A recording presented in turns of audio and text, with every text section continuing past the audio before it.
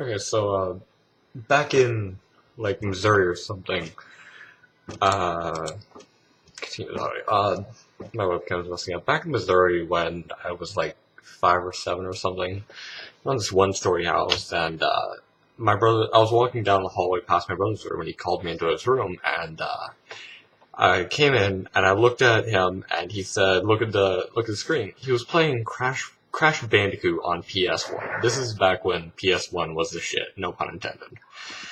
And he was teabagging a dead dude. And instead of the dead dude disappearing, it stayed there like it wanted to be teabagged.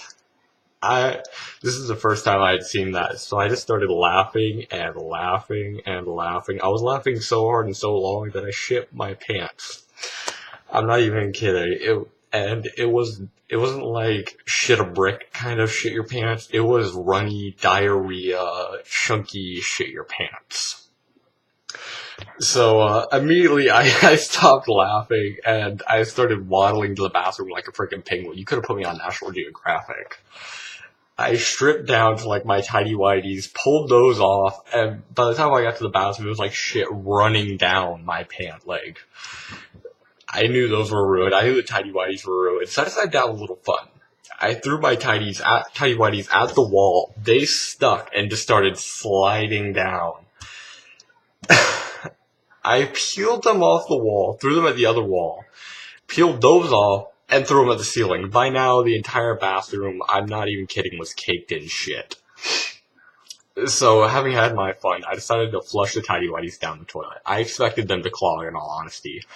But, they didn't. The tidy whities went down. I went to my room, bare-ass naked, put on a new pair of tidy whities, new pair of pants, and took my shit-stained pants. I had to, like, tie a leg so that the shit wouldn't leak out. I took those out to the trash, dropped them in, and years later we get a phone call from the landlord back then, who still owns the house, and he says, "The current tenants called me and said that they had a problem with the pipes." And Mom was like, "Yeah, okay. Why are you calling us about this?" And he said, "Well, I didn't want to get a plumber out there because that would cost too much, so I decided to do it on my own." So he tried everything, eventually started digging up the yard, got to the septic tank, undid that, and found my tidy whities there, blocking the septic tank. By this time, this was like years later when I was like 12, they were like black, moldy, and absolutely disgusting.